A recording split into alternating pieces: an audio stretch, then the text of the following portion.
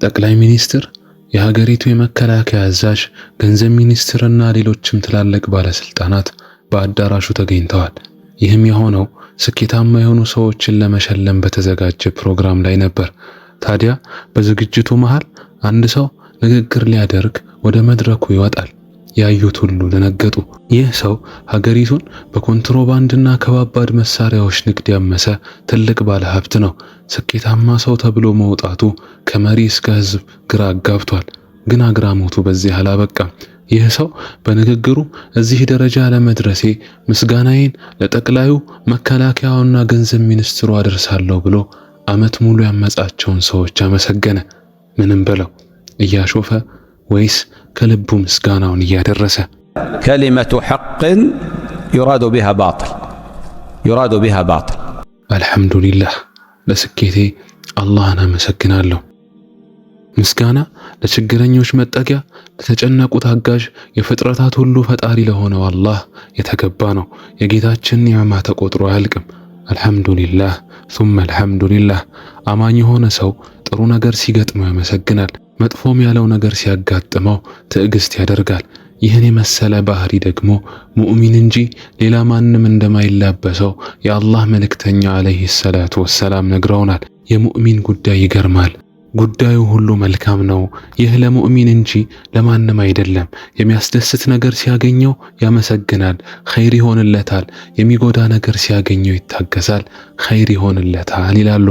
እንደዚሁም አላህ አመስጋኙን ከካሃዲው፣ ታጋሹን ከተስፋ ቆራጩ የሚለየው ለባሮቹ በሚውላቸው ጸጋዎችና በሚገጥማቸው ፈተናዎች ላይ በሚያሳዩት ምላሽ እንደሆነም በቁርአኑ ገልጾልናል። ወለነብሉወነኩም ሐታ ነዕለመል ሙጃሂዲነ ሚንኩም ወሷቢሪነ ወነብሉወ አኽባረኩም። ከናንተም ታጋዮቹንና ታጋሾቹን እስከምናውቅ ወሬዎቻችሁንም እስከምንገልጽ ድረስ በእርግጥ እንሞክራችኋለን ይላል። በጥቅሞች ቶሎ ለመታለላችን እንደዚሁም ከምስጋና ይልቅ ወደ እዩልኝና በራስ መኮፈስ የመግባታችን አንዱ ምክንያትም ውበት፣ ሀብት፣ ምቾት፣ ሰላም፣ ሌሎችም የሚሰጡን ጸጋዎች ፈተናዎች መሆናቸውን መዘንጋታችን ነው። የአላህ መልእክተኛ የሆነው ሱለይማን የተሰጠው ጸጋ ፈተና መሆኑን ሲገልጽ ቃለ ሃዛ ሚን ፈድሊ ረቢ ሊየብሉወኒ አሽኩሩ አም አክፉር ወመን ሸከረ ፈኢነማ የሽኩሩ ሊነፍሲህ ወመን ከፈረ ፈኢነ ረቢ ገኒዩን ከሪም። ይህ ከጌታዬ ችሮታ ነው። የማመሰግን ወይም የምክድ መሆኔን ሊሞክረኝ ቸረልኝ። አላህን ያመሰገነ ሁሉ የሚያመሰግነው ለራሱ ነው። አላህንም የካደም ሰው ሁሉ ጌታዬ ከእርሱ ተብቃቂ ቸር ነው አለ። ስለሆነ አማኞች ጌታቸውን ማመስገን በቀልባቸው በማረጋገጥ በመላሳቸው በማውሳትና በተግባሮቻቸውም ይህን በሚያረጋግጥ ሥራ ላይ በመበርታት ፈተናውን ሊያልፉና የአኺራ ስንቃቸውን ሊያበዙ ይገባል።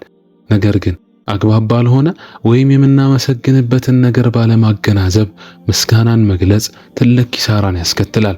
አግባብ የማይሆንባቸው መንገዶች የሚከሰቱት ብዙውን ጊዜ መልካም ነገሮች ከገጠሙን ወይም ደግሞ ችግሮች ከኛ ከተወገዱ በኋላ ደስታችንን በምንገልጽባቸው ሁኔታዎች ላይ ነው። እነዚህ አግባብ የሌላቸው መንገዶች አንዳንዶች ዘንድ እንደ ምስጋና ወይም ዲናዊ ተግባር ይታዩ እንጂ ሌላ ወንጀልን የሚያከናንቡ ናቸው። ለምሳሌ አንድ ላጤ የነበረ ሰው ትዳርን እንዲወፍቀው ጌታውን ከለመነ በኋላ ሲገራለት በጋብቻው ቀን ያገራለትን ጌታውን በሚያስቆጣ መልኩ የአላህን ስም በያዙ ዚክሮች አሳፋሪ ጭፈራዎች እንዲፈጸሙ በር መክፈቱ ይጠቀሳል። ሀብትንም አላህ ሰጥቶን እንደ ቤትና መሰል ጸጋዎች ላይ ሀብትን ካፈሰስን በኋላ በጫትና መሰል አጥፊ ሱሶች አላህን ለማመስገን በሚል የሞኝ ሐሳብ መሰባሰብ አግባብነት የሌለው ጉዳይ ነው። ተማሪዎችም ቢሆኑ ዓመት ጨረስን አጋመስን እየተባለ የሚደረጉ ድንበር ያለፉ ሀያ ያጡ ከኢስላማዊ አካሄድ የራቁ መንገዶች ሊቆሙ የግድ ይላል። የምናመሰግንበትን አጋጣሚ ማለትም ጊዜና ቦታውን አለመምረጥ ሌላኛው ከምስጋና ጋር ያለብን ክፍተት ነው። ያለብን ክፍተት በማወቅም ይሁን ባለማወቅ አላህን ማመስገን በማይገቡ አጋጣሚዎች ላይ ምስጋናን መጠቀማችን ነው። ይህም የሚሆነው አላህ ክልክል ያደረገውን ነገር ከሰራን በኋላ በዚህ ስራችን ላይ ለሚመጡ ስኬት ብለን ላሰብናቸው ነገሮች ተውበት ማድረግና አዑዙ ቢላህ ማለት ሲጠበቅብን ጭራሽ ሳናፍር አልሐምዱሊላህ ብለን ምስጋናን ወደ አላህ ስናስጠጋ ነው። የኮንትሮባንድ ነጋዴውና ባለስልጣናቱ ሁኔታ ለዚህ ምሳሌ ነው። እንዲህ አይነት አካሄዶች የአላህን ውዴታ ሊያሳጡን ይችላሉ። ወደ አላህ ለመመለስም ልባችን እንዲደነድን ያደርጋሉ። ማፊዝና ማላገጥም እንዳይሆን ያሰጋሉ። ሌሎችንም ወደ ጥፋት መጥራት ይሆናል። በዚህ ጤነኛ አእምሮ ካለውና በአላህ አምኛለሁ ካለ የማይጠበቅ አሳፋሪ ድርጊት በሐራም ስራቸው ዝናን ያገኙና ሀብትን የሰበሰቡ ሰዎች ዘንድ በብዛት ይስተዋላል። ዘፋኞች፣ በየሰርጉ የሚያስጨፍሩ ኢስላማዊ ዲጄ ተብዬዎች፣ ክብራቸውንና ዲናቸውን ሽጠው ተከታይ የበዛላቸው የሚዲያ ሰዎች፣ በወለድና በስርቆት ገንዘብ የሰበሰቡ ባለሀብቶች ለዚህ ስኬት አልሐምዱሊላህ ሲሉ ምን ያህል የከፋ ጊዜ ላይ እንደደረሰን ያሳያል። ዝነኞችና ሀብት ያካበቱ ላይ ይብሳል አልን እንጂ እኛ ላይ ይሄ ችግር የለም ማለት አይደለም። እኛም በእንዲህ አይነት ፈተናዎች የወደቅንባቸው ብዙ አጋጣሚዎች ይኖራሉና ራሳችንን መመልከት የግድ ይሆንብናል።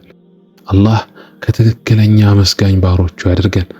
መልካም ንግግር ጥፋት ተፈልጎባት كلمة حق يراد بها باطل